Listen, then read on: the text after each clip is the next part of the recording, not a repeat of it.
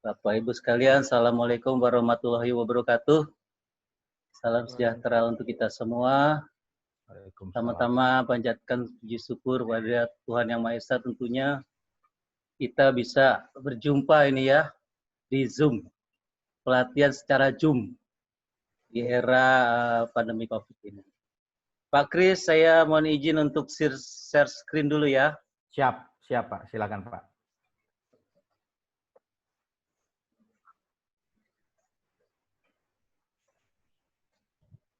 Sudah bisa ya? Sudah Pak, kelihatan Pak. Baiklah Bapak Ibu sekalian, pertama perkenalan dulu ya. Saya sebetulnya ingin satu persatu, tapi waktunya sangat terbatas. Mungkin saya memperkenalkan diri aja dulu ya. Nama saya Sony Warau. Boleh dipanggil dengan nama Sony. Jangan sampai ketukar sama yang punya komputer Sony ya, atau handphone Sony. Saya bekerja, tadi sudah disampaikan oleh Pak Kris, saya bekerja di Kementerian Kesehatan, di Direktorat Jenderal Kesehatan Masyarakat, khususnya di Direktorat Kesehatan Lingkungan, KESLING. Saya sebagai fungsional, teknis, ahli media. Saya juga sebagai anggota tim penilai AMDAL tingkat pusat.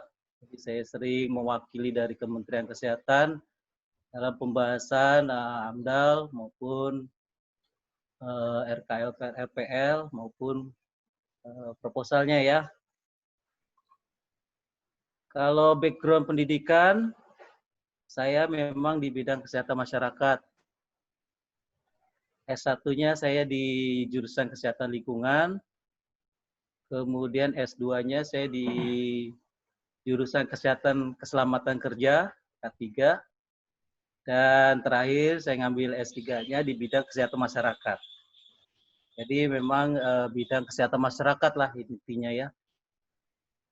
Baiklah, saya akan masuk ke materi seperti yang diharapkan dari panitia, dari Pertalindo, yaitu mengenai prediksi dampak penting pada aspek kesehatan masyarakat yang berdasarkan SKKNI nomor 122 tahun 2016. Tadi juga disampaikan Pak Barin bahwa aspek kesehatan masyarakat ini sebetulnya penting karena ujung-ujungnya dari kegiatan AMDAL itu adalah kita melindungi masyarakat kan. Namun demikian sampai saat ini kami masih melihat bahwa dalam penulisan dokumen AMDAL ini nampaknya aspek kesehatan masyarakat itu masih perlu kita tingkatkan lagi gitu. Karena sebagian besar hanya mencantumkan jumlah penyakit, 10 penyakit terbesar, kemudian baru menceritakan tentang fasilitas pelayanan yang ada, kemudian kondisi sanitasi di lingkungan area dari proyek yang sedang dilakukan atau direncanakan, baru tahap itu. Padahal sesuai dengan SKKNI, kita perlu melakukan prediksi-prediksi dengan metode yang bisa dipertanggungjawabkan. Gitu. Nah, saya harapannya adalah selesai dari mengikuti pelatihan ini, Bapak Ibu sekalian bisa nanti menerapkannya ya, melakukan prediksi menggunakan metode-metode yang sebetulnya tidak terlalu sulit, karena kita sudah memiliki bahan-bahan data-data yang ada dari mulai data-data rona awal, kemudian penapisan dan lain sebagainya, itu yang bisa kita gunakan untuk melakukan analisis. Gitu. Baiklah, sebagai latar belakang,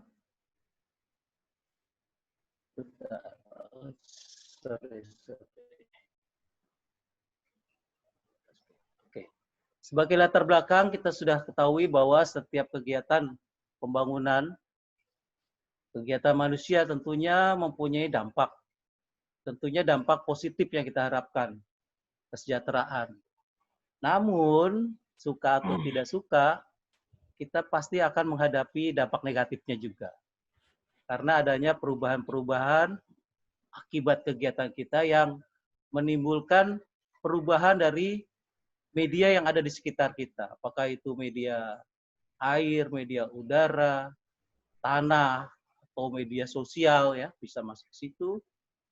Perubahan ini yang jika tidak dikendalikan, melampaui batas yang sudah ditetapkan, nah ini yang menjadi permasalahan dampak terjadinya dampak kesehatan. Nah, ini yang menjadi latar belakang kenapa aspek kesehatan masyarakat itu nggak bisa terlepas dari AMDAL kita. Nah, ini latar belakangnya ya. Kemudian tentunya kita tidak lepas dari aturan yang ada, acuan dasar hukum yang ada. Pertama, tentunya karena kita ini mengenai dampak kesehatan, tentunya kita mengacu pada Undang-Undang Kesehatan, yaitu Undang-Undang Nomor 36 Tahun 2009 tentang kesehatan. Yang kedua, kita mengacu pada Undang-Undang 32 Tahun 2009 tentang perlindungan dan pengelolaan lingkungan hidup. Nah, ini yang melandasi tentang kenapa kita perlu melakukan AMDAL. Yang ketiga, karena ini aspek kesehatan lingkungan, kita mengacu pada PP nomor 66 tahun 2014. Nah, ini masih mungkin sebagian teman-teman sudah pernah membaca, dan mohon yang belum bisa nanti download ya, PP 66 tahun 2014 tentang kesehatan lingkungan. Selanjutnya, kita mengacu kepada Keputusan Menteri Kesehatan nomor 876 tahun 2001 tentang pedoman teknis ADKL. Nanti kita jelaskan apa itu ADKL atau analisis dampak kesehatan lingkungan. Selanjutnya, ini udah agak lama juga nih ya, tahun 1997, Keputusan Bapeda nomor 124 tentang panduan kajian aspek kesehatan masyarakat dalam penyusunan dokumen AMDAL. Dan selanjutnya ada pedoman tentang aspek Kesmas dalam AMDAL. Kemudian ada pedoman ARKL, analisis risiko kesehatan lingkungan. Dan yang terakhir tentunya kita mengacu pada SKKNI 122 tahun 2016, ini tentang standar kerja ya dari Kementerian Tenaga Kerja. Jadi intinya acuannya ada seperti ini ya, secara umum, secara global. Selanjutnya secara global, secara internasional, pada tahun 1987 WHO World Health Organization melakukan pertemuan di Copenhagen dengan tema Health Safety Component of Environmental Impact Assessment. Nah, dalam pertemuan di Copenhagen ini diputuskan bahwa diperlukan suatu model analisis dampak kesehatan lingkungan yang merupakan bagian dari analisis dampak kesehatan. Analisis dampak lingkungan. Jadi bagian dari AMDAL itu perlu melakukan analisis dampak kesehatan lingkungan. Seperti itulah. Ini rekomendasi dari World Health Organization tahun 1987. Tahun 87 kita juga sudah mulai ya dengan AMDAL kita ya. Proses waktu itu. Selanjutnya, tahun 2010 di Korea, pertemuan Jeju, ada deklarasi kesehatan lingkungan. Di sini disepakati ada 7 tematik working group TWG. Nah, di dalam pertemuan Jeju itu salah satu adalah perlunya dilakukan atau dikembangkan Environmental Health Impact Assessment, EHIA. Dan ini dari 7 thematic working group menjadi salah satu prioritas. Dan ini akhirnya menjadi bagian dari AMDAL atau EHIA. Selanjutnya, Undang-Undang 32 tahun 2009 tentang perlindungan dan pengelolaan lingkungan hidup. Saya yakin ini Bapak Ibu sekalian sudah familiar ya, karena ini acuan kita untuk AMDAL. Ada 2 pasal yang perlu kita highlight. Pasal 3 butir B bahwa perlindungan dan pengelolaan lingkungan hidup bertujuan untuk ini, menjamin keselamatan, kesehatan, dan kehidupan manusia. Walaupun sebelum manusia tentunya ada bahan-bahan atau material di lingkungan kita yang menjadi fokus juga sebelum ke arah kesehatan dan keselamatan kehidupan manusia. Jadi sudah jelas disebut di pasal 3. Kemudian pasal 22. Di ayat 1 jelas disampaikan bahwa setiap usaha dan atau kegiatan yang berdampak penting terhadap lingkungan hidup wajib memiliki AMDAL. Jadi Undang-Undang 32 sudah jelas sekali ya perintahnya bahwa kita perlu melakukan atau memiliki AMDAL. Dan kemudian dalam Undang-Undang 32 juga diperintahkan adanya suatu PP dan sudah ada PP-nya, PP 27 2012 tentang izin lingkungan. Ini yang mengatur mengenai AMDAL. Kita lanjut. Dan dalam Undang-Undang 32 tersebut, di pasal 22 juga disampaikan bahwa dampak penting itu ada ketentuan atau kriterianya. Nah, ini yang menjadi acuan atau fokus dari aspek kesehatan masyarakat juga, bahwa kriteria bahwa dampak penting itu meliputi mengenai jumlah manusia yang terkena dampak. Kemudian bagaimana luas wilayah persebaran dampak tersebut. Kemudian intensitas dan lamanya dampak tersebut berlangsung. Kemudian berapa banyak komponen lingkungan yang terkena dampak.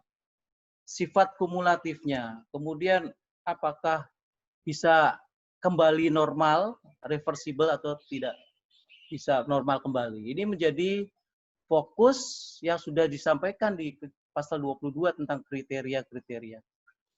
Jadi nanti di aspek kesehatan masyarakat tentunya juga akan membahas mengenai kriteria yang ada di pasal 22 ini.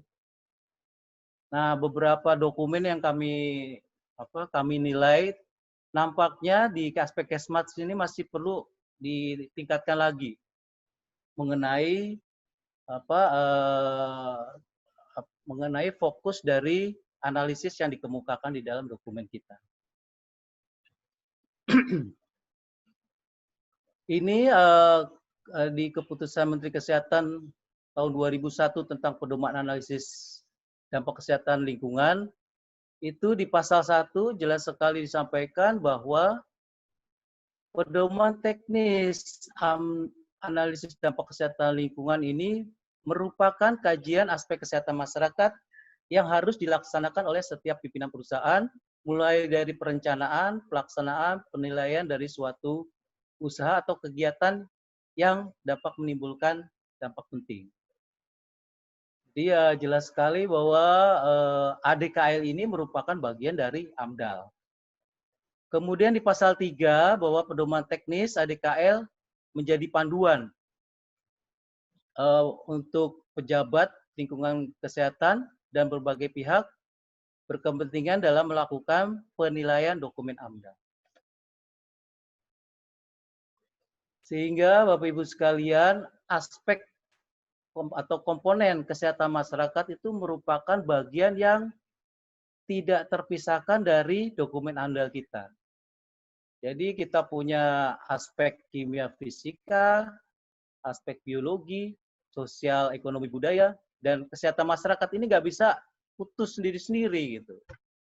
Sehingga di dalam kajian, kemudian prediksi, kemudian laporan-laporan tentunya empat aspek ini harus saling berkaitan. Kita masuk ke apa itu ADKL. Jadi dalam aspek kesehatan masyarakat itu ada dua hal yang perlu kita pahami, yaitu ADKL dan nanti ada ARKL. Ada dua aspek penting. Analisis dampak kesehatan lingkungan dan analisis resiko kesehatan lingkungan. Nah, ADKL ini adalah pendekatan untuk mengkaji dan menelaah secara cermat dan mendalam untuk mengenal, memahami, dan melakukan prediksi kondisi dan karakteristik lingkungan yang berpotensi terhadap timbulnya risiko kesehatan dari suatu rencana kegiatan pembangunan. Kemudian tentunya ADKL tadi sudah disampaikan bahwa ini kita gunakan kajian ini untuk melakukan atau menyusun studi AMDAL. Gitu ya intinya. Kemudian analisis dampak kesehatan lingkungan ini sebetulnya suatu kerangka teori untuk melakukan kajian, untuk melakukan analisis begitu. Dan analisis ini kerangkanya kita mengikuti teori simpul.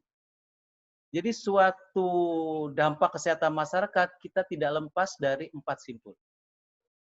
Simpul pertama, itu kita harus bisa menjelaskan apakah di suatu area wilayah kegiatan itu ada nggak sumbernya, ada nggak agentnya begitu, sumber agent. Apakah itu agent fisika, kimia, biologi maupun yang lainnya, sosial budaya masuk di sini. Tanpa ada sumber, tidak mungkin ada media atau agent yang ada di lingkungan. Nah, lingkungan ini masuk di simpul 2. Jadi media pemajanan itu ada bisa air, bisa di udara, tanah, makanan, atau di binatang ya, bisa di binatang, penular penyakit. Dia ada simpul 1, sumbernya, kemudian kalau ada sumbernya tentu kemungkinan rilis, kemungkinan masuk ke dalam media lingkungan. Setelah itu, simpul 3 adalah di dalam tubuh manusianya. Sebelum agent bisa masuk ke dalam tubuh manusia, kita perlu melihat aspek pemajanan, port the entry gitu ya. Dari lingkungan, di air, di udara atau tanah atau makanan, masuk ke tubuh manusia itu masuk ke simpul 3.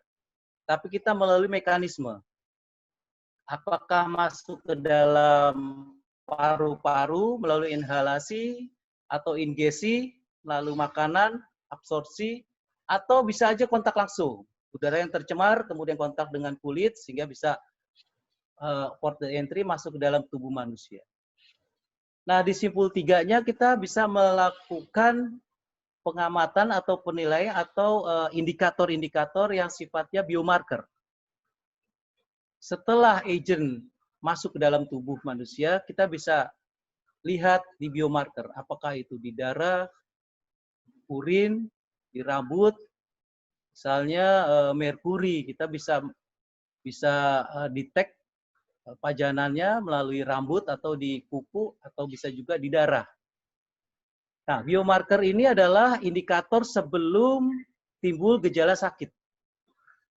Nah, ini kita masukkan ke simpul 3 dan akhirnya simpul 4. Simpul 4 ini kalau sudah terjadi didiagnosa bahwa terjadinya sakit. Sakit, kemudian bisa aja dia sembuh dan atau bisa aja meninggal dunia. Jadi 4 simpul ini merupakan kerangka teori untuk kita melakukan kajian aspek kesehatan masyarakat. Jadi kesehatan masyarakat ini sebetulnya merangkum semua data-data yang dikumpulkan dari 3 aspek sebelumnya. fisika, kimia, biologi, kemudian sosial, ekonomi, budaya. Ini yang akan dilakukan analisis sehingga menuju ke sehat, sakit, atau mati. Gitu. Kita lanjut, ini adalah alur dampak kegiatan terhadap kesehatan masyarakat. Seperti tadi disampaikan, kerangka dalam analisis dampak kesehatan lingkungan 4 simpul tersebut, alurnya adalah seperti begini. Di sumber, kita bisa melakukan analisis mengenai inputnya, prosesnya, maupun outputnya. Kemudian setelah ada sumber, kita bisa buktikan bahwa ada sumber, kemudian dari proses tersebut ada output yang akhirnya muncul di media lingkungan. Nah, ini media lingkungan ini bisa kita ada indikatornya ya, teman-teman mungkin sudah, saya yakin sudah sering melakukan pengukuran-pengukuran di media, apakah itu udara, air, tanah, makanan, dan sebagainya. Kemudian setelah di media, kita melakukan alur terjadinya paparan, analisis pajanan gitu. Jadi peluang risiko terhirup oleh manusia, apakah tertelan, apakah kontak langsung dengan tubuh, ini yang bisa dijelaskan dari pajanannya atau paparannya. Dan akhirnya kita bisa menjelaskan target. Target dari berbagai media atau berbagai agent itu tentunya akan berbeda-beda. Tergantung dari jenis dari agentnya tersebut. Target ini adalah target di dalam anatomi tubuh manusia. Apakah itu targetnya nanti ke paru, ke jantung, ke ginjal, ke darah, dan lain sebagainya. Bisa juga ke imunitas. Jadi ini adalah alur kegiatan terhadap dampak kesehatan masyarakat dari suatu kegiatan yang ada sumbernya. Gitu.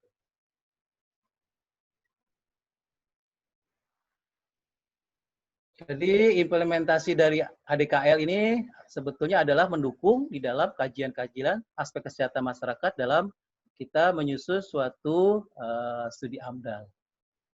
Itu kira-kira lah idenya apa, arahnya dari analisis dampak kesehatan itu. Dan telaah dari analisis dampak kesehatan lingkungan itu bisa mengikuti panduan seperti ini. Pertama adalah parameter lingkungan yang diperkirakan terkena dampak dari suatu kegiatan, itu bisa dijelaskan. Kemudian jelaskan mengenai proses dan potensinya terjadinya pemajanan. Jadi tadi adanya sumber, kemudian ada dari sumber itu terlepas ke lingkungan, ada di media. Kemudian proses terjadinya pemajanan itu.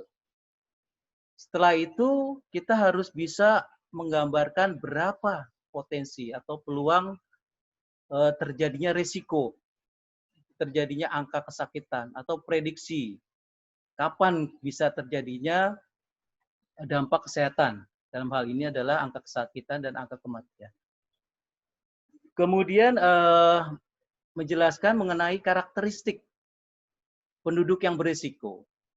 Nanti kita akan melihat di dalam suatu formula bahwa penduduk itu karakteristiknya berbeda-beda. Antara laki-laki dan perempuan tentunya risikonya akan berbeda. Orang yang usia lanjut dengan orang-orang yang masih muda atau anak-anak tentu risikonya akan berbeda. Dan yang terakhir untuk telaah ini kita perlu menyampaikan sumber daya kesehatan. Nah ini yang sebagian besar masih belum melakukan atau menelaah tentang analisis dampak kesehatan lingkungan di dalam dokumen AMDAL kita. Baik, kita lanjut. Tadi saya sampaikan ada dua aspek penting dalam kesehatan masyarakat. Yang pertama ADKL, kerangkanya dalam analisis. Yang kedua ini, yaitu studi analisis risiko kesehatan lingkungan, ARKL. Nah, di ARKL ini adalah kita mempelajari faktor risiko lingkungan yang mempengaruhi distribusi dan determinan penyakit. Analisis risiko kesehatan lingkungannya biasanya berhubungan dengan kondisi lingkungan saat ini maupun kondisi yang lampau, kemudian kita bisa melakukan prediksi ke depannya.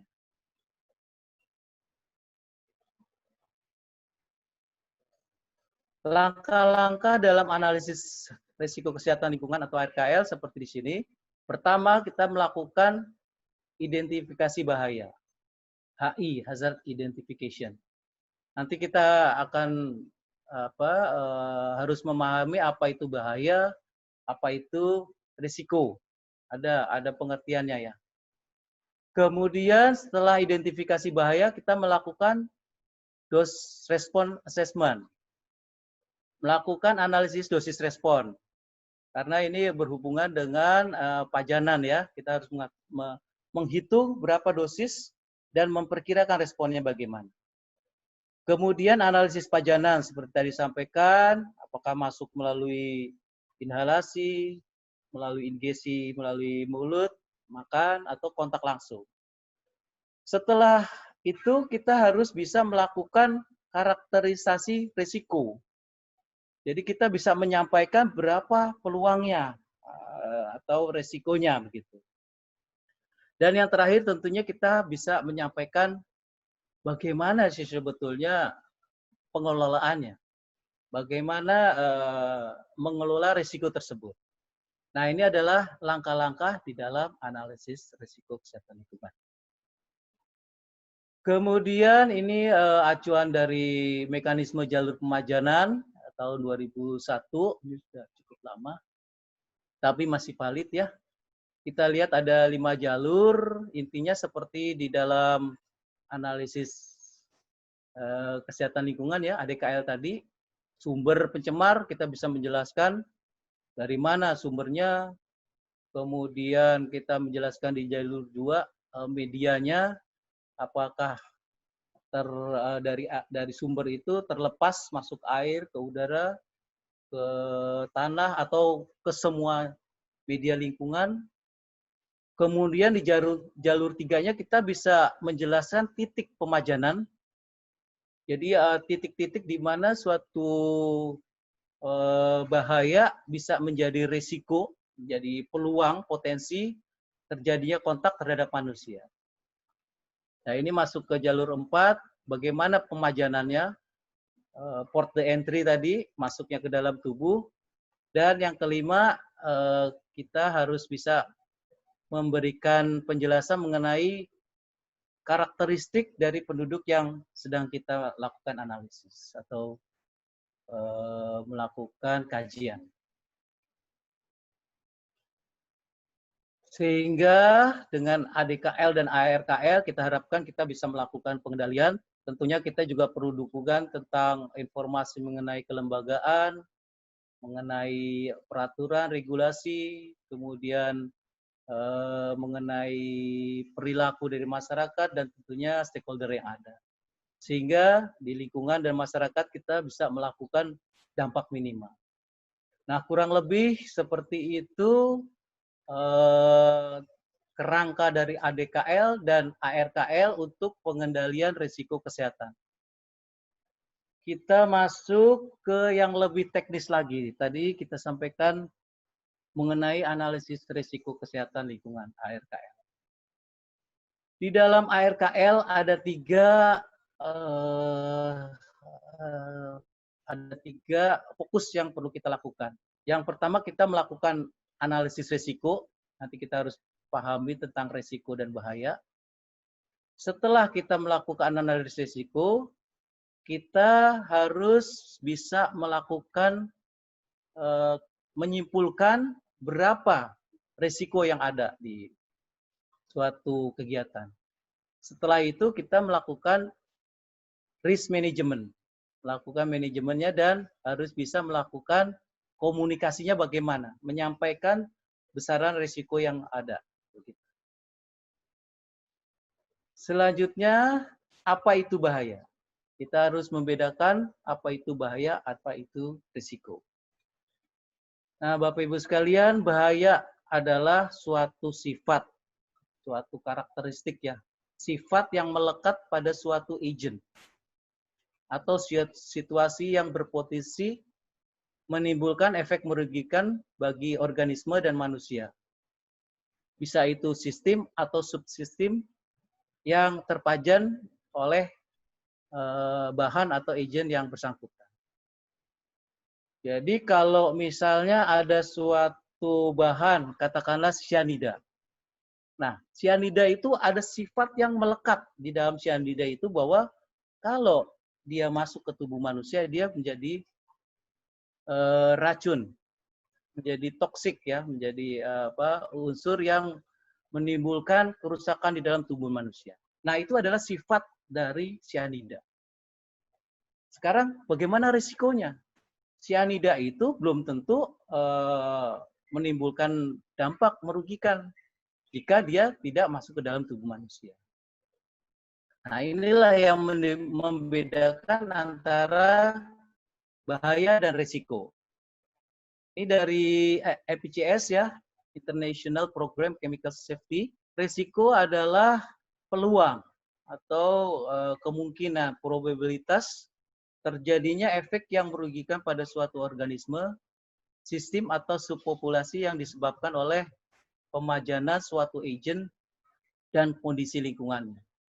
Jadi kalau kita ngomongin resiko, itu adalah kita harus menyampaikan berapa peluang atau probabilitas suatu agen itu bisa menimbulkan kerugian. Aja sini adalah probabilitas. Sedangkan bahaya tadi adalah sifat yang melekat dari suatu materi atau bahan, gitu ya. Kemudian di IPCS disampaikan bahwa analisis resiko itu adalah peluang terjadinya efek merugikan pada suatu organisme, sistem, atau subpopulasi yang disebabkan oleh pemajanan. Ini kayaknya tadi udah disampaikan ya. Risk assessment, suatu proses yang intens, yang terus-menerus untuk menghitung dan memperkirakan resiko atau peluang pajanan dari suatu agen terhadap organisme sasaran, sistem atau subpopulasi, termasuk identifikasi ketidakpastian yang menyertainya. Jadi nanti kita ada formula untuk menghitung peluang tadi ya, risiko, tapi kita tidak menghilangkan adanya suatu ketidakpastian. Karena mungkin data-datanya kita yang kurang lengkap, kemudian kita mungkin informasinya juga tidak sepenuhnya sesuai dengan kondisinya, itu mungkin terjadi. Sehingga di sini ada identifikasi mengenai ketidakpastiannya. Kemudian langkah-langkah dalam ARKL, ini mungkin tadi ya sudah jelaskan juga bahwa kita melakukan identifikasi bahaya, kemudian kita identifikasi sumbernya, harus ada ya sumbernya, sehingga dia menimbulkan atau menjadi peluang terjadinya risiko. Kemudian melakukan analisis pajanan, melakukan analisis dosis respon. Setelah itu kita buat karakteristiknya, apakah peluangnya itu sudah membahayakan atau tidak membahayakan. Kemudian melakukan manajemen dan melakukan komunikasi. Nah, ini langkah-langkah ini diadopsi dari Lover tahun 1998 tentang EHIA. Kemudian analisis pajanan. Tadi sampaikan setelah kita melakukan analisis bahaya, kemudian analisis sumber, dan sekarang pajanan. Pajanan itu bagaimana agen di lingkungan bisa masuk ke dalam tubuh manusia, dalam hal ini bisa menimbulkan dampak kesehatan. Di kotak yang segitiga ini adalah di dalam tubuh manusia. Jadi analisis pajanan itu harus bisa menjelaskan adanya sumber, kemudian adanya pathway, jalur pemajanan, kemudian bagaimana dia bisa masuk ke dalam tubuh manusia. Setelah masuk dalam tubuh manusia, kita bisa menjelaskan tentang berapa intake, jadi dosis yang masuk ke dalam tubuh manusia, kita sebut intake. Kemudian dari potensial dosis itu berapa yang masuk atau berdampak terhadap anatomi tubuh manusia. Ini kita sebut sebagai uptake. Jadi internal dosis internal. Setelah kita menjelaskan tentang dosis internal di dalam tubuh, dalam berbagai anatomi tubuh manusia, kita bisa menjelaskan tentang biological effect. Jadi dampak pada targetnya. Kalau suatu agent itu dampaknya nanti ke paru-paru misalnya, tentunya ada secara teoritis yang mendukung tentang berapa dosis yang bisa berdampak terhadap paru-paru tersebut. Dan akhirnya bisa menimbulkan berbagai dampak biologis dan dampak kesehatan secara umumnya. Jadi ini gambaran dari analisis pajanan.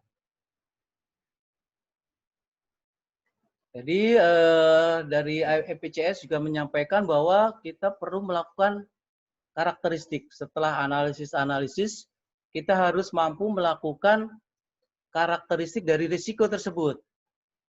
Karakteristik atau kesimpulan dari suatu analisis itu ada dua. Yang pertama, kita merumuskan tingkat risiko kanker, dan yang kedua kita merumuskan risiko yang non-kanker. Jadi estimasi begitu ya. Kita lanjut saja. Ini adalah bahkan analisis risiko yang intinya adalah ada informasi-informasi mengenai penelitian yang kita gunakan di dalam analisis risiko.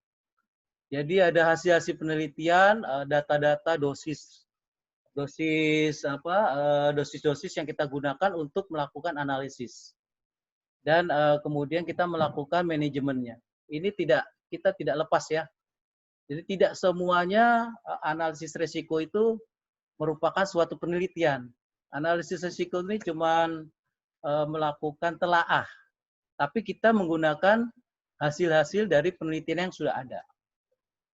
Dan ini kita tinggal banyak kok data-data yang berbasis daring ya, kita gunakan dari US EPA, dari California EPA dan lain sebagainya. Itu bisa kita gunakan. Kemudian ini adalah analisis pajanan dan analisis dosis respon untuk membuat tadi karakteristiknya. Karakteristik untuk yang non-kanker itu kita sebut sebagai HI atau hazard index, atau ada juga yang menyebutkan sebagai risk quotient.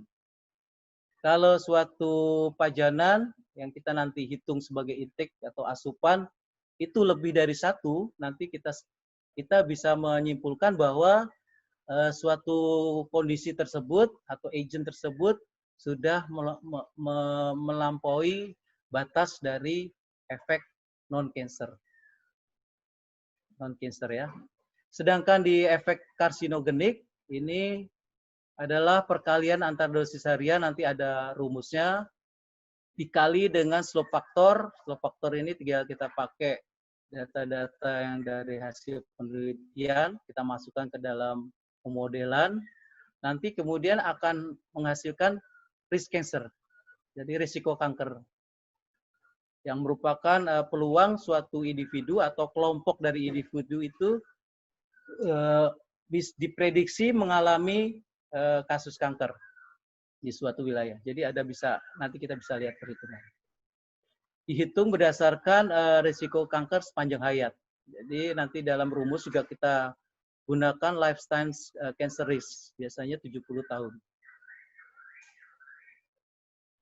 Nah ini perhitungan cancer risk ya, untuk yang kanker.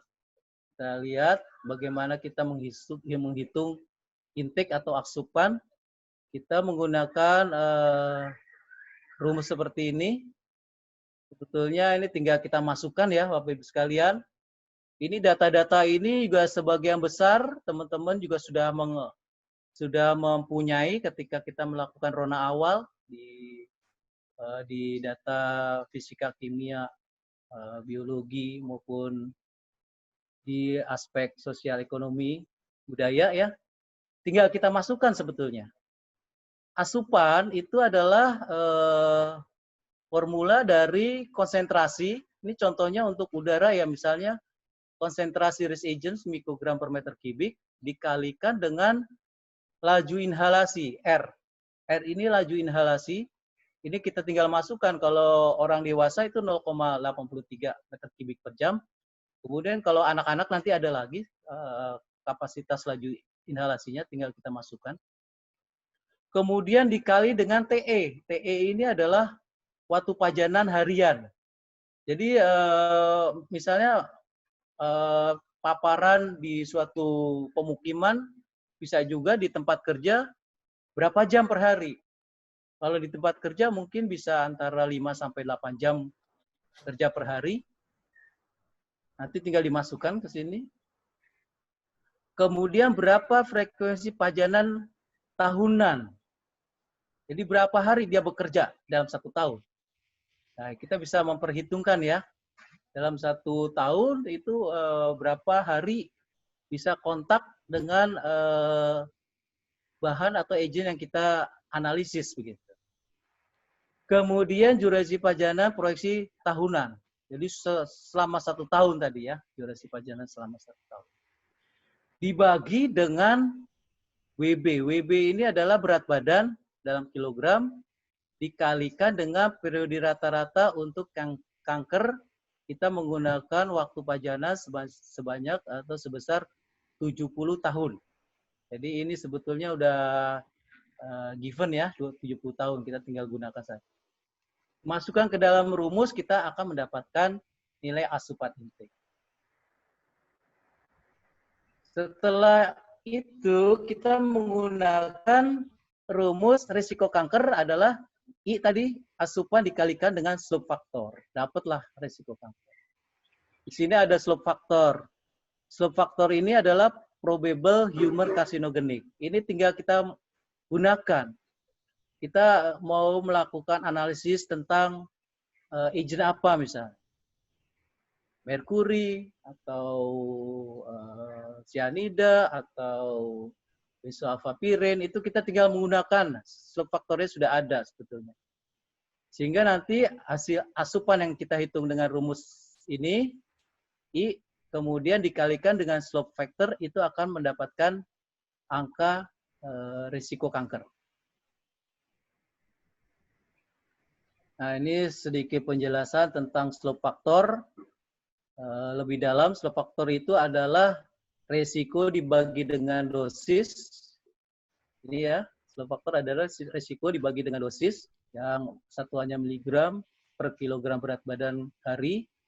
Kemudian karena ini SF adalah risiko dibagi dengan dosis, maka kita bisa mendapatkan risiko adalah intake tadi dikalikan dengan slope factor. CDI adalah cumulative daily intake. Dengan slope factor kita dapatkan ini. Kemudian kalau tadi kita menghitung resiko kanker. Kalau resiko non kanker itu kita menggunakan formula seperti ini. Risk quotient ya. Kalau kita mendapatkan hasil dari RT atau risk quotient itu lebih besar sama dengan 1, maka kita simpulkan karakteristik dari risiko non-kanker itu adalah telah melampaui ambang batas konsentrasi referensi, sehingga kita perlu melakukan upayanya. Ini kita menghitung hampir sama dengan penghitung intake di risiko kanker di sini, tapi di sini yang berbeda adalah kita menggunakan periode waktu rata-rata non-cancer sebesar 365 hari. Yang lainnya sama. Kemudian, Bapak Ibu sekalian bisa menggunakan variabel perhitungan asupan. Ini untuk pajanan inhalasi, yang ini untuk pajanan ingesi, baik itu dari minuman maupun makanan. Dan yang terakhir adalah dengan absorpsi atau kontak langsung. Kita tinggal kita masukkan aja ini variabel-variabelnya. Dan ini untuk faktor pajanan, pemapanan, kita bisa menggunakan pemaparan menggunakan apa? Maaf, menggunakan dari data dari USEPA, kita tinggal menggunakan aja. Kalau untuk di pemukiman, kita bisa menggunakan daily intake-nya seperti di sini. Untuk air minum, 2 liter untuk dewasa, 1 liter untuk anak-anak. Waktu exposure 350 hari per tahun. Exposure-nya 30 tahun. Dan untuk berat badan 70 kg untuk anak-anak. Nah, ini contoh dari pemaparan di Amerika. Ini kita tinggal menggunakan untuk di data-data yang ada di negara kita. Bapak Ibu sekalian, ini sebagai contoh saja untuk kasus BAP. Benzoapapirin ini adalah salah satu jenis bahan karsinogenik ya yang ada di pencemaran udara. BAP ini melekat di dalam debu, dalam partikulat, kemudian dia akan bergabung menjadi polycyclic aromatic hydrocarbon atau PAH, dan BAP ini sudah dinyatakan dia sebagai karsinogenik. Jadi bahan yang kalau masuk ke dalam tubuh manusia dia mempunyai risiko menimbulkan kanker. Kemudian kalau dia masuk ke dalam tubuh manusia, terjadi metabolisme dalam tubuh manusia, dia bisa kita detect dengan indikator 1-OHP, monohidroksipirin, di dalam urin. Nah, ini contoh kasus dari BAP. Ini gambar dari karakteristik fisik dari BAP. Ini dia 3,4 benzopirin.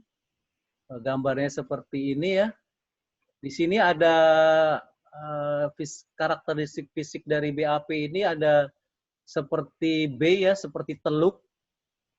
Seperti teluk, jadi gambaran dari molekul ini kalau masuk ke dalam tubuh manusia, dia akan reaktif dengan DNA manusia. Jadi kalau kita lihat unsur fisik dari BAP ini, dia akan reaktif dengan DNA manusia. Jadi kalau BAP yang dirilis dari sumber pencemaran udara, baik itu dari kendaraan maupun dari asap yang pembakaran tidak sempurna, termasuk juga rokok, itu mempunyai dampak terjadinya dampak karsinogenik maupun non-karsinogenik. Jadi seperti tadi disampaikan bahwa kita pertama itu asupannya, intake-nya. Gitu. Nah, ini adalah data dari kasus BAP di jalan tol, ini tahun 2007 ketika kita di jalan tol belum menggunakan menggunakan kartu itu. Kartu untuk bayar. Sekarang sebagian besar tol sudah menggunakan kartu, sehingga nggak ada petugas yang mempunyai risiko. Ini contoh bahwa di pintu tol itu kita survei rata-rata sebesar 3,9348 mikrogram per meter kubik.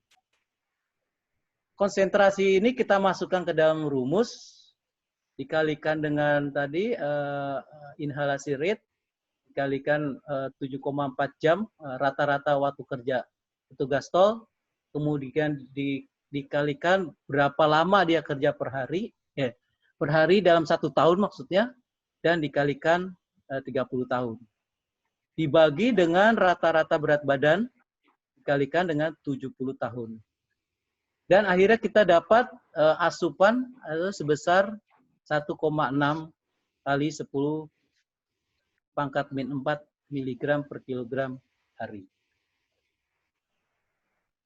Setelah kita hitung intake, kita kalikan dengan slope factor kan tadi ya, dikalikan dengan SF. Ada 2 acuan dari Risk Assessment Information System, RAIS, dan California EPA. RAIS dan EPA ini ada yang sifatnya ketat ya, di EPA ini sangat ketat, sedangkan di RAIS ini agak lemah gitu ya, bukan lemah maksudnya agak kendor. Sehingga kalau kita hasil perhitungan kita intake dikalikan dengan slope factor, dengan menggunakan RAIS kita dapatkan 1,4 kali 10 pangkat min 4. Sedangkan menggunakan California EPA kita mendapatkan 11,8 kali 10 pangkat 4. Nah, kalau kita sudah dapatkan seperti ini, kita bisa menyimpulkan. Kalau kita menggunakan SF, California EPA, maka hasil risiko kanker adalah sebesar 11,8 kali 10 pangkat min 4. Ini interpretasinya adalah diprediksi atau diperkirakan akan ada 11,8 tambahan kasus kanker per 10.000 penduduk atau 10.000 pekerja tol. Dengan catatan jika pemajanan sebesar tadi 3,938 mikrogram per kilogram BAP. Dan diasumsikan terjadi seumur hidup 70 tahun. Jadi kalau kita melihat seperti ini berarti ada 11,8 kemungkinan kasus kanker, sehingga ini perlu kita melakukan intervensi manajemennya gitu ya. Nah, manajemennya nanti kita tinggal melihat dari rumus tadi, apakah kita intervensi di karakteristik dari konsentrasinya, kita kurangi konsentrasinya, artinya mungkin populasi dari kendaraan kita turunkan, kemudian ada inhalasinya nggak bisa kita intervensi, kemudian pajanan kita bisa intervensi. Jadi pajanan expose mungkin pengaturan dari waktu expose di tempat kerja kita bisa atur, misalnya dengan shift kerja, kemudian bisa dengan rotasi yang bekerja di pintu tol itu nanti setiap berapa bulan dihitung berapa dia bisa rotasi ke tempat yang lainnya begitu yang tidak expose dengan beasiswa alfavir. Seperti itu. Kemudian kita bisa menghitung resiko non kankernya ya. Kita hitung dengan rumus seperti tadi.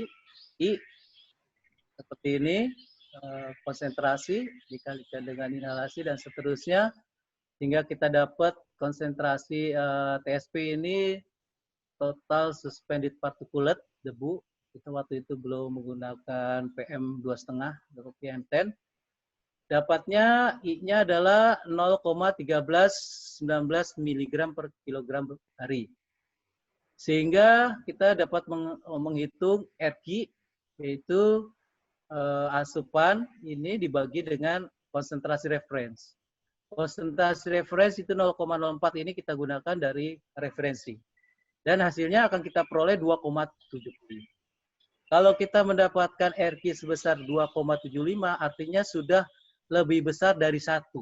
Artinya di sini sudah kita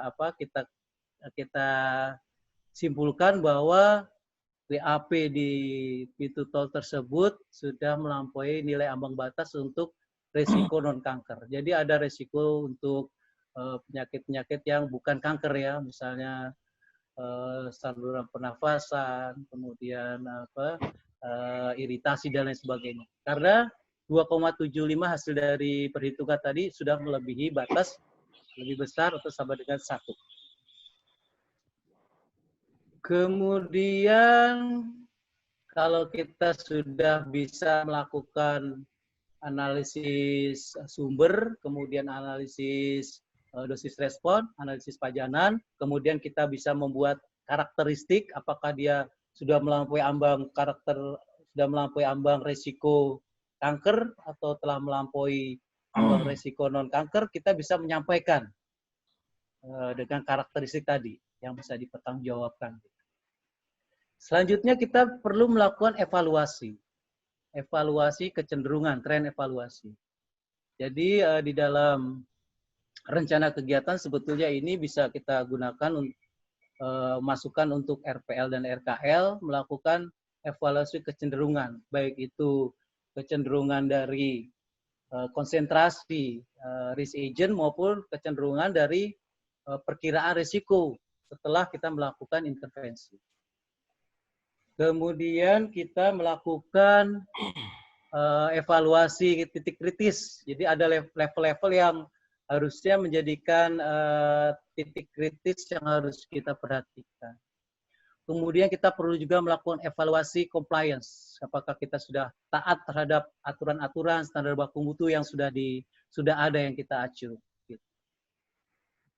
Dan tentunya evaluasi kesehatan masyarakat perlu juga dievaluasi.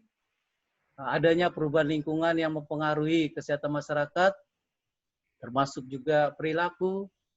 Kemudian apakah ada pencegahan, proteksi, kemudian keterlibatan berbagai stakeholder, dan tentunya kita perlu instrumen untuk melakukan evaluasi implementasi dari aspek kesehatan masyarakat di dalam AMDAL. Dan terakhir tentunya kita melakukan evaluasi secara overall, yang tentunya ini pointer-pointer ini sesuai dengan yang ada di Undang-Undang 32 tentang pengelolaan lingkungan hidup. Baik mengenai jumlah penduduk yang terkena dampak, komponen yang terkena, upaya yang dilakukan, siapa saja pihak-pihak yang melakukan upaya untuk mengurangi dampak, siapa yang melakukan pengawasan, bagaimana bentuk pengawasan, kemudian bagaimana tren dari penyakit-penyakit yang ada di masyarakat, kemudian kesesuaian antara data-data awal dengan data-data perkembangan, dan bagaimana keterlibatan dari semua sektor di pelayanan kesehatan. Baik. Demikian, Bapak Ibu sekalian, yang bisa saya sampaikan mengenai aspek kesehatan masyarakat sesuai dengan SKKNI. Demikian, saya kembalikan kepada Pak Kris selaku moderator. Siap. Terima kasih Pak Sony Warau, luar biasa Pak. Suaranya jernih dan jelas. Alhamdulillah. Terus terang selama 2 hari ini kami panitia berdebar hanya soal itu Pak. Bagaimana sinyal dari pembicara atau pemateri bisa jernih dan jelas. Tapi alhamdulillah pagi hari ini suara Pak Sony didengar dengan jernih dan jelas. Dan kita sudah mencatat belasan pertanyaan dari rekan-rekan. Saya akan rekap dan gabungkan pertanyaan-pertanyaan yang sama. Yang pertama Pak Sony, dari Bapak Agung Suryanto dari Jakarta. Ada 2 pertanyaan yang bisa saya gabung menjadi 1. Inti pertanyaannya adalah tentang ADKL nih Pak. Bagaimana menerapkan simpul 1 dan 2 dalam kajian aspek kesehatan terkait dengan jenis AMDAL untuk kegiatan yang aspek kesehatan menjadi DPH dan yang tidak menjadi DPH. Demikian Pak, pertanyaan yang pertama dari Bapak Agung Suryanto, Jakarta. Topiknya ADKL dengan kaitan simpul 1, simpul 2, dan dengan kaitan juga AMDAL yang kegiatannya aspek kesehatan menjadi DPH dan tidak menjadi DPH. Demikian Pak Sony, pertanyaan pertama. Dari Bapak Agung Suryanto, Jakarta. Langsung Pak Kris? Langsung Pak. Langsung respon? Oke, siap. Siap. Baik, Pak Agung dari Jakarta nih ya? Ya, dari Jakarta. Pak. Siap Pak. Iya Pak. Iya. ADKL, analisis dampak kesehatan lingkungan ini sebetulnya adalah kerangka Pak ya. Kerangka untuk menelaah. Menelaah sebetulnya ini merangkum Pak. Merangkum dari semua data-data dari 4 aspek atau komponen di dalam AMDAL. Betul kan ya?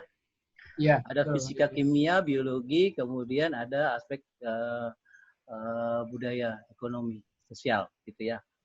Nah, kerangka ini kita mulai dari simpul 1, Pak. Simpul 1 itu kita harus menjelaskan, harus ada sumber dulu. Tanpa ada sumber kita nggak bisa meyakinkan kan?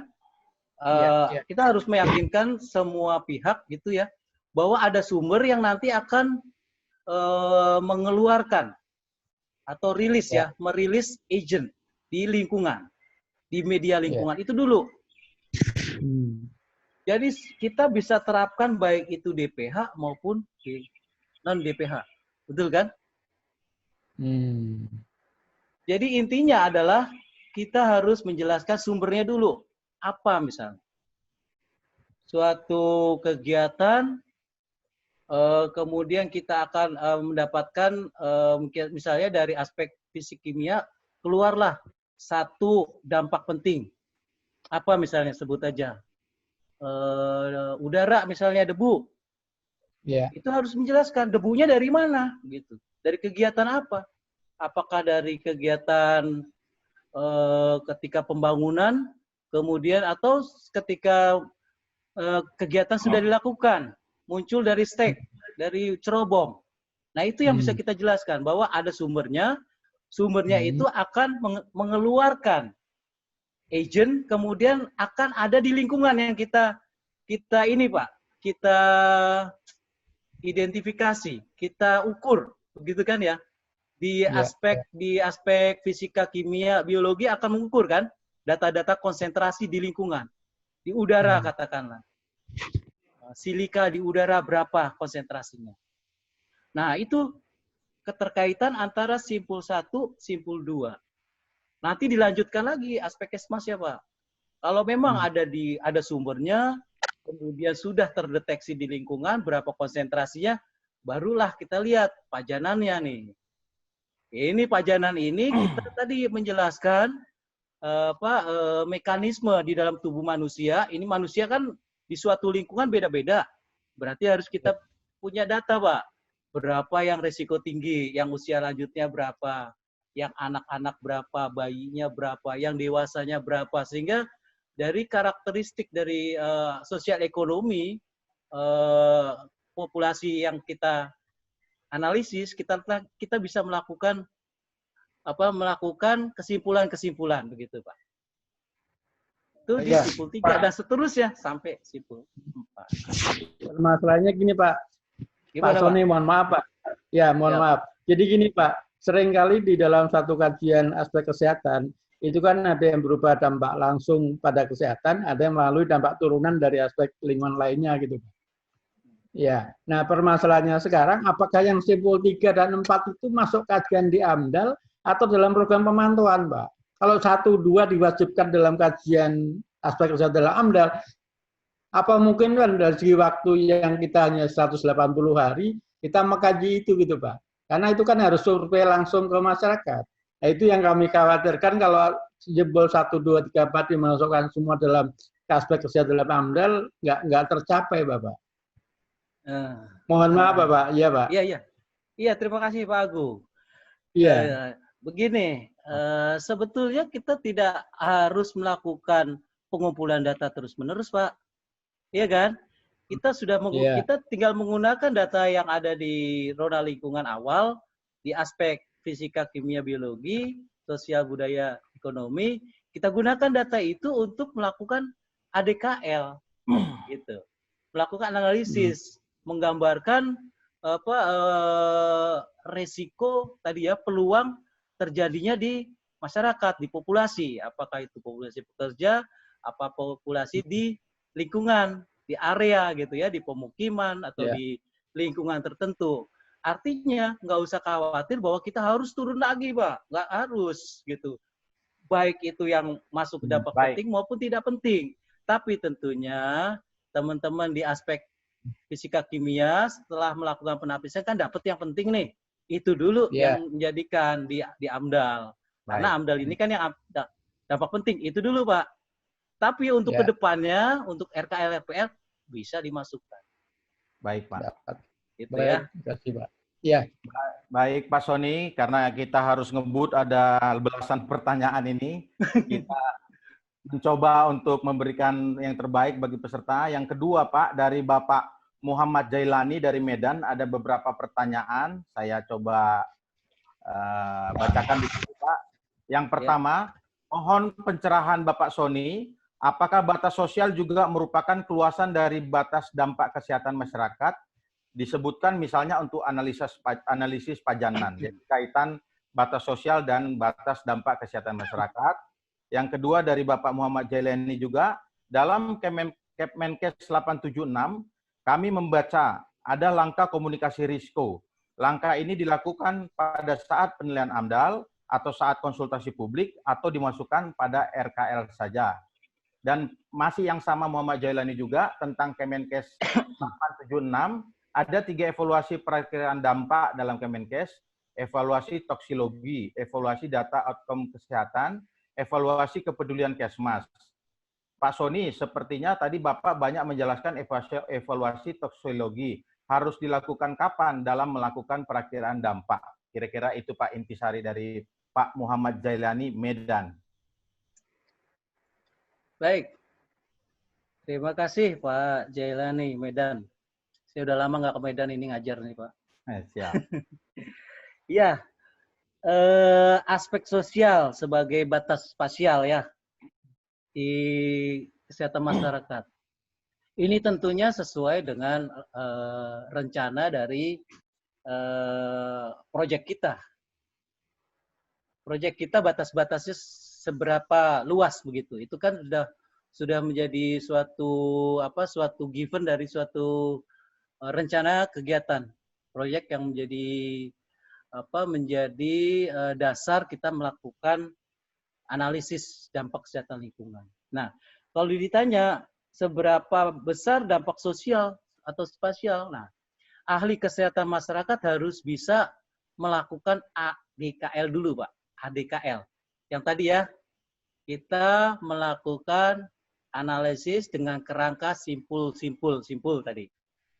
Bapak harus menjelaskan untuk di spasial tadi, ini masalahnya agentnya agent apa dulu? Agent yang akan muncul dari sumber yang bisa ke udara, bisa ke air, bisa ke tanah, akan mempunyai dampak pemajanan yang berbeda-beda, betul kan? Akan berbeda-beda distribusinya, luas dari masalahnya, dampak yang akan ditimbulkan. Kalau melalui udara, mungkin spasialnya akan luas, betul? Kalau di tanah mungkin hanya area-area tertentu, gitu. Jadi ini akan sangat spesifik ya, sangat spesifik setiap kegiatan, gitu. Sehingga nanti ketika kita melakukan telaah ADKL itu harus mengacu dari simpul satunya dulu nih, sumbernya apa dulu nih yang mau kita analisis. Baru kita bisa memberikan masukan terhadap aspek kesmasnya seberapa luas spasial yang terkena dampak. Begitu. Kalau udara itu mungkin bisa luas sebetulnya karena dia tidak bisa dibatasi oleh batas wilayah ya. Dia akan sangat dipengaruhi oleh iklim, kemudian curah hujan, kecepatan angin, arah angin, dan lain sebagainya. Tapi kalau agentnya yang kita telaah itu adalah dirilis ke tanah, itu mungkin akan lebih kecil distribusinya dibandingkan dengan udara. Mungkin seperti itu Pak ya, untuk yang sosial. Kemudian untuk komunikasi risiko. Begitu, kapan dilakukan? Sebetulnya komunikasi risiko itu adalah sesuatu yang melekat, Pak. Melekat di dalam analisis kita. Setelah kita melakukan tadi telaah mengenai analisis dampak kesehatan lingkungan, kita menjelaskan simpul 1, 2, 3, 4. Setelah itu kita melakukan ARKL kan, menghitung risiko. Nah, sebetulnya yang kita komunikasikan adalah peluang atau risiko tadi. Ini yang masih belum banyak dikerjakan ini, Pak. Menyampaikan berapa sih peluang non-cancer dan peluang cancer dari suatu kegiatan. Misalnya kegiatan dampak pentingnya apa, tidak ditindaklanjuti dengan menghitung risiko. Nah, kalau kita udah punya berapa sih risiko kankernya, kayak tadi, yang paling ketat adalah risiko kanker bisa menyebabkan 11,8 kemungkinan terjadinya kasus kanker paru terjadi di petugas pintu tol untuk 30 sampai 50 tahun ke depan. Bayangkan ada sekitar 11 orang terkena kanker di petugas tol. Itu ketika kita komunikasikan, itu yang menjadi hasil dari analisis dampak kesehatan lingkungan dan analisis resiko kesehatan lingkungan, Pak. Itu yang kita komunikasikan. Jadi itu bisa kita sampaikan ketika konsultasi, bisa kita sampaikan untuk melakukan pengelolaan, maupun bisa kita sampaikan untuk melakukan pemantauannya, Pak, RKL, RPL maupun di dalam konsultasi. Jadi seperti itu, jangan diputus. Itu menjadi satu kesatuan analisis gitu, Pak ya. Dari mulai analisis pajanan, analisis risiko, kemudian komunikasi risikonya.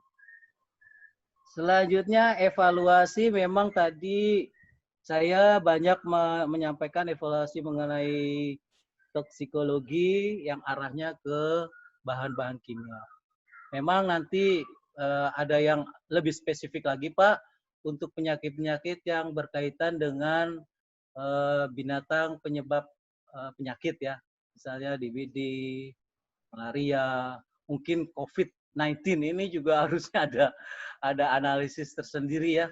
Sehingga kita muncul baru nih, ada new normal, itu tentunya ada analisis-analisis yang basisnya adalah kita melakukan pengendalian upaya supaya kita COVID-19 itu yang sudah kita tahu itu bahaya bisa kita minimalis, tidak menjadi resiko. Baik. Gitu Pak, kira-kira. Baik Pak, baik. Maaf Pak Kris, maksud saya begini sebenarnya. Kan di dalam perakhiran dampak itu ada 3 evaluasi. Toksikologi,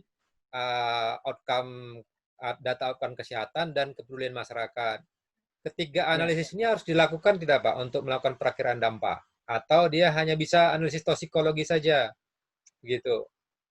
Atau ketiga-tiganya harus dilakukan evaluasinya? Terima kasih Pak. Ya, ketiga-tiganya ini tentunya perlu Pak, perlu dilakukan. Toksikologi yang seperti tadi sampaikan, tren dari datanya itu juga harus kita lakukan, dan kepedulian ini kan compliant ya, apakah masyarakatnya patuh melaksanakan kegiatan-kegiatan yang sudah kita sampaikan, itu tiga-tiganya merupakan hal yang perlu dievaluasi. Gitu Pak. Baik Pak, baik. Kita lanjut Pak untuk penanya ketiga dari Ibu Susilawati Medan. Ada 3 juga pertanyaannya, secara ringkas akan saya bacakan Pak. Yang pertama, aspek risiko apa saja yang dikaji dalam ADKL? Yang kedua, bagaimana analisis risiko kita terapkan dalam kajian AMDAL? Dikaitkan contohnya limbah cair yang dibuang ke lingkungan. Yang ketiga, apakah ada formula baku untuk melakukan analisis pemajanan? Kurang lebih itu pertanyaan dari Ibu Susilawati dari Medan. Bapak Sony, silakan dijawab cepat dan tepat. Baik, terima kasih Pak Kris, Bu Susilawati. Resiko apa? ADKL tadi ya? Ya. Resiko apa? Ya, risiko yang kita lakukan di analisis dampak kesehatan lingkungan itu adalah bagaimana kita melakukan telaah dengan menggunakan simpul tadi ya, 4 simpul itu di dalam penyusunan dokumen AMDAL. Jadi ini jangan lepas dari 3 aspek sebelumnya gitu. Fisika, kimia, biologi, kemudian sosial, ekonomi, budaya itu kita simpulkan dalam 4 simpul tadi. 4 simpul tadi ya, dari sumbernya harus dijelaskan, di media, kemudian di dalam tubuh manusia, dan penyakitnya begitu. Itu. Jadi yang pertanyaan pertama itu kan ya, resiko apa? Ya. Jadi semua resiko yang sudah dibahas di aspek sebelumnya gitu. Jangan berdiri sendiri. Aspek Kesmas itu jangan berdiri sendiri. Dia harus mengacu atau tidak terlepas dari aspek-aspek sebelumnya yang sudah dibahas begitu. Kemudian ARKL, analisis risiko kesehatan lingkungan. Itu ketika kita melakukan kajian tentang limbah cair begitu ya. Berarti kita sudah melakukan telaah ADKL-nya dulu ya Bu ya. Sumbernya apa tadi? Kalau sumbernya limbah cair di mana? Harus dijelaskan dulu. Limbah cair itu limbah cair di pemukiman, di domestik, atau di suatu kegiatan, industri, perusahaan, atau rumah sakit, atau dan lain sebagainya begitu. Kemudian bagaimana menerapkan ARKL-nya? Nah, ARKL-nya tentu akan melihat dari indikator yang sudah dibicarakan di aspek sebelumnya. Apakah dia masuk di aspek fisika, kimia, biologi yang ada di aspek 1, 2, 3 gitu. Nah, itu yang menjadi fokus begitu. Fokus. Misalnya limbah cair. Limbah cair kan banyak variabelnya banyak begitu ya. Apakah dia masuk ke bahan berbahaya? Ya, misalnya ketika di fisika kimia yang keluar adalah apa? Misalnya tingginya arsen atau kadmium di limbah cair. Tentunya ini yang menjadi fokus dalam analisis risiko kesehatan lingkungan. Ketika kadmium keluar, berarti kita melakukan tadi analisis pajanan. Limbah cair itu bagaimana proses port the entry. Jadi limbah cair itu yang menjadi permasalahan kadmium di dalam air limbah itu bisa masuk ke tubuh manusia. Kan pastinya dia akan masuk ke air minum ya, atau melalui makanan. Kadmium atau merkuri bisa juga. Dia akan masuk melalui mana? Apakah dia melalui sumur, kemudian dari air sumur itu dikonsumsi oleh manusia di sekitarnya, kemudian dihitung tadi pakai rumus tadi, ada formula. Formulanya udah tinggal dimasuk-masukin aja itu. Berapa konsentrasi kadmium atau merkuri di air minum penduduk, kemudian dihitung, dikalikan dengan rate untuk injeksi, berapa yang dia masuk ke dalam tubuh manusianya, kemudian dihitung dia akan mengkonsumsi itu berapa lama, dibagi berat badan dikali dengan resiko kanker tadi 70 atau 365 hari untuk non-cancer. Nah, seperti itu. Jadi jangan bermain sendiri nih aspek Kesmas. Harus melihat dari aspek yang 3 sebelumnya begitu. Baik. Apakah ada formula baku tentang pemajanan?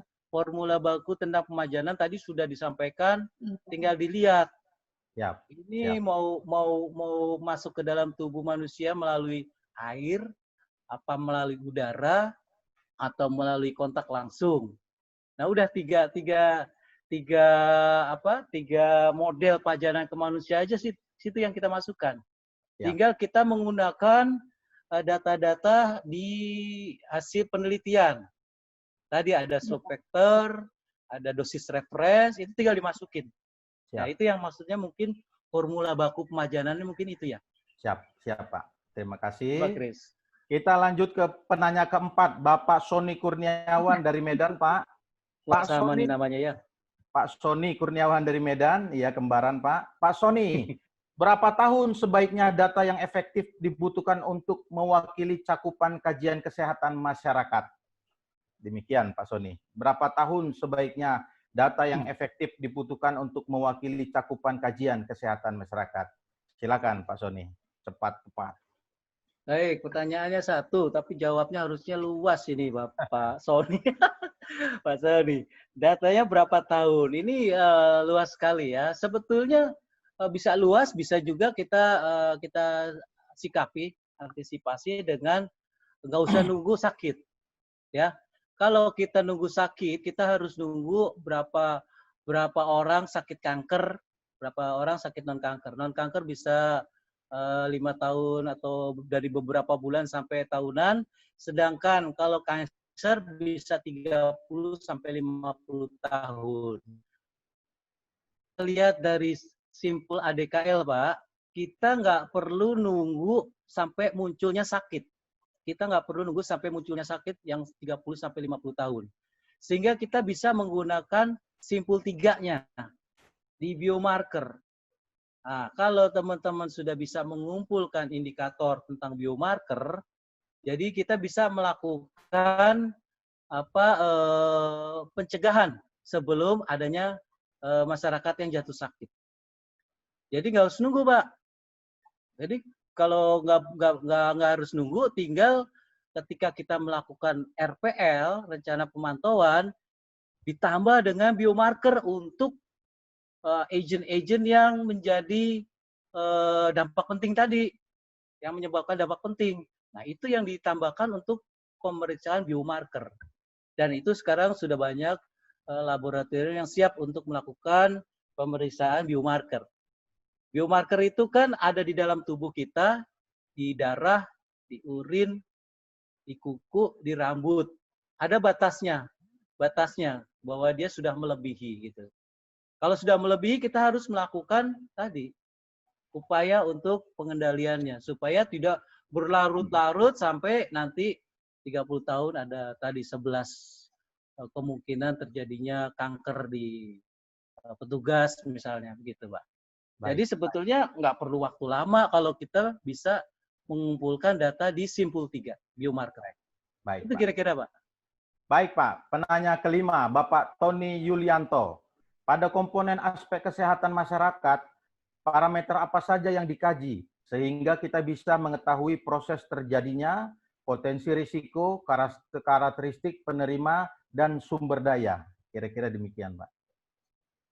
Oke, Pak Tony. Ya, parameter kita nggak usah ini, kita tinggal menggunakan dari aspek 1, aspek 2, aspek 3. Kita tinggal menggunakan masalah apa yang, parameter apa yang menjadi dampak penting. Nah, itu yang tinggal dijelaskan. Harus dijelaskan, harus ada sumbernya. Kemudian dari sumber itu bagaimana pathway-nya, jalurnya dari sumber itu bisa rilis ke lingkungan. Bisa muncul atau tersebar ke lingkungan, apakah itu melalui udara, air, tanah, atau melalui binatang, begitu ya. Nah, dari situ baru kita bisa menjelaskan. Di data-data di media ya, di Simpul 2. Di konsentrasi yang ada di air, di udara, di tanah, baru nanti kita bisa menghitung berapa dosis yang masuk ke dalam tubuh manusia, seperti yang tadi ada rumus intake, kemudian menghitung resikonya. Jadi seperti itu, Pak. Jadi parameternya kita jangan parameter sendiri ya. Kita tinggal berkoordinasi dengan aspek-aspek yang lainnya begitu. Baik, Pak. Baik. Kita masuk ke penanya ke-6, Ibu Isurya Nancy. Panggilannya Ibu Nancy dari Medan. Pertanyaannya adalah, izin Pak, berapa batas jumlah manusia yang terkena dampak pemajanan dari agen yang dapat dikategorikan beban, yang dapat dikategorikan bebannya sudah tinggi? Karena ini juga berpengaruh pada komponen sosial. Terima kasih Pak Sony. Demikian ya. Pak. Ibu Nancy. Ya, Pak Kris, Bu Nancy. Batas jumlah manusia ini sesuai dengan Undang-Undang 32 kan ya. Jadi semakin besar, semakin banyak manusia yang terkena tentunya menjadi menjadi suatu permasalahan ya, menjadi dampak penting. Kemudian kalau ditanyakan yang mana yang sudah tinggi, tadi tinggal kita lihat. Kita bisa mengkategorikan suatu bahaya menjadi resiko. Resiko itu kan peluang, ya, peluang bahaya menimbulkan dampak. Nah, kalau untuk non-cancer, itu kan kalau kita hitung resiko HI-nya, hazard index-nya lebih atau sama dengan 1, itu dia sudah menjadi warning bahwa itu menjadi permasalahan bahaya.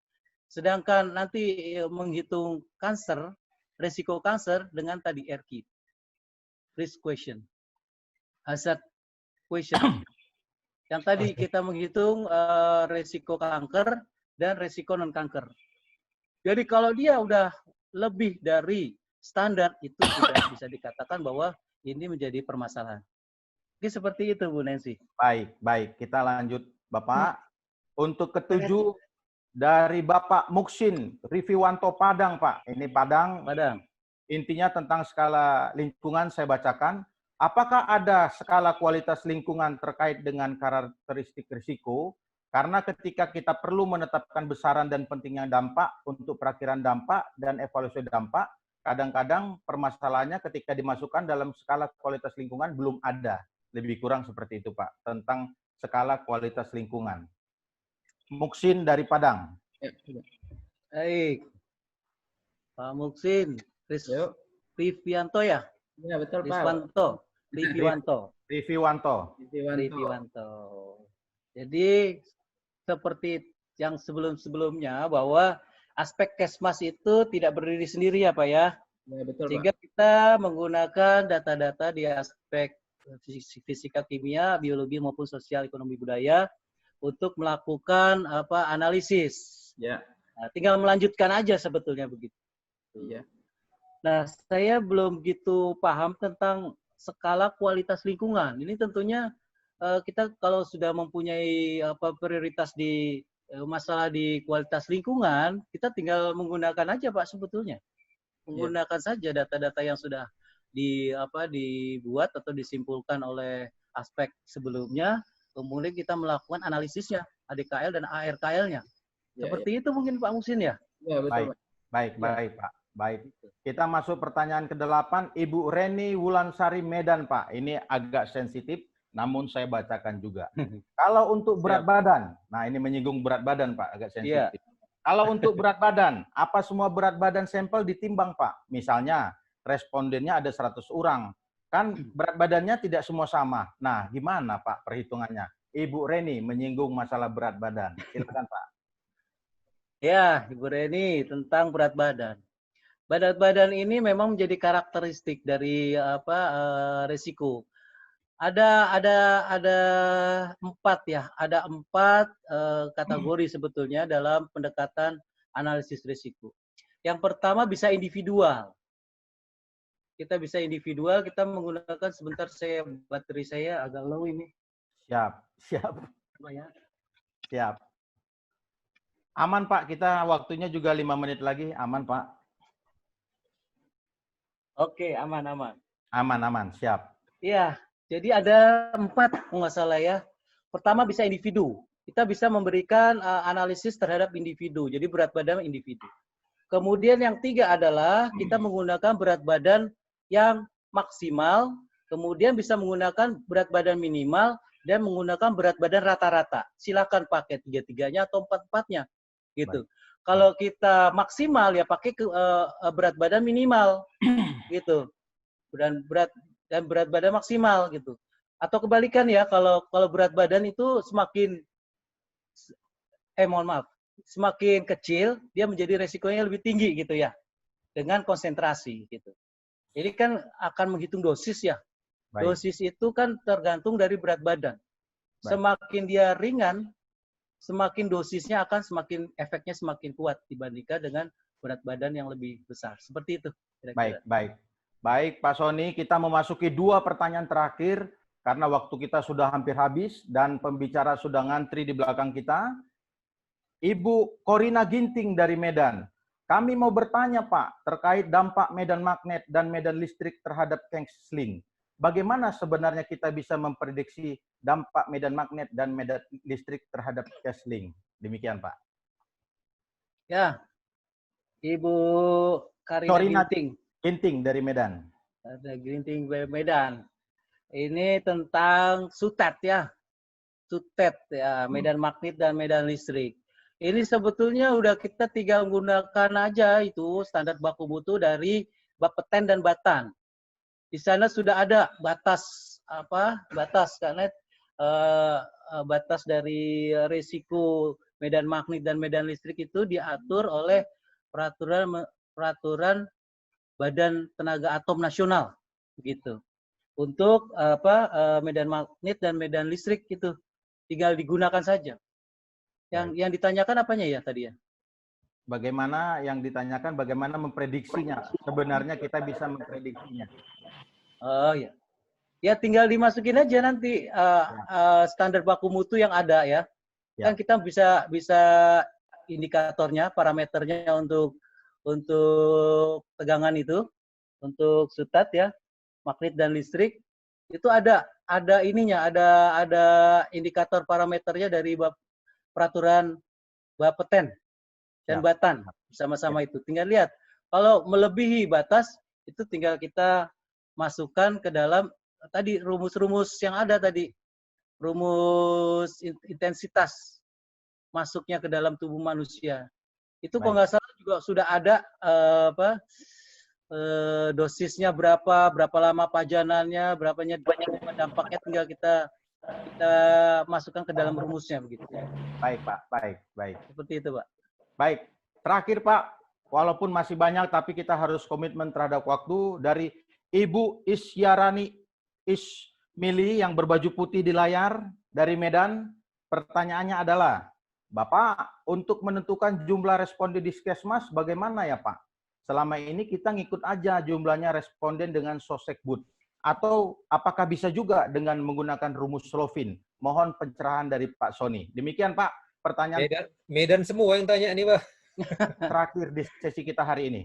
Iya, Serbu memang Medan. Silakan, Pak Sony. Horas nih, Horas maju-jua ini Medan semua ini. Medan, di Kepung Medan kita hari ini. Silakan Pak Sony. Ya, Bu Is, ya kita bisa fleksi aja, kita gunakan data-data yang ada di sosial ekonomi budaya, jadi kita nggak usah kumpulkan sendiri juga nggak masalah gitu. Tapi kalau kita membutuhkan sesuai dengan permasalahan yang akan ditelaah atau dianalisis, silakan mau pakai survei cepat boleh, mau pakai Slovin seperti waktu mau bikin blueprint itu ya, buku biru untuk kegiatan sanitasi di kabupaten kota itu juga boleh, silakan. Yang penting ada metodologinya yang bisa dipertanggungjawabkan. Baik. Itu aja. Baik. Ya. Jadi Pak Sony terima kasih. Walaupun sebenarnya masih banyak pertanyaan, nanti kami dari panitia coba fasilitasi untuk WA atau kirim email ke Bapak. Baik Pak. Baik Pak Kris.